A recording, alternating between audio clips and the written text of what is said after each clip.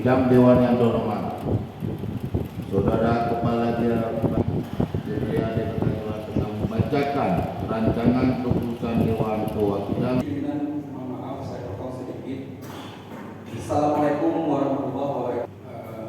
Pak Bupati, Ibu Kediri Paseka, dan seluruh undangan yang dihadirkan lagi di sini. Saya tadi setelah mendengarkan ada beberapa judul draft rancangan.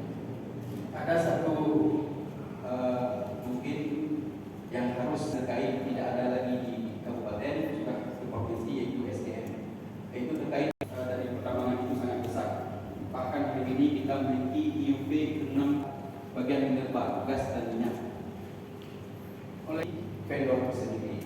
Hari ini maunya Putra-Putri Aceh Barat, baik dari sampai logistik maupun lain sebagainya, itu ada Putra Aceh Barat supaya satu. Yang kedua, kita memiliki masalah yang pertambangan emas. Sebenarnya itu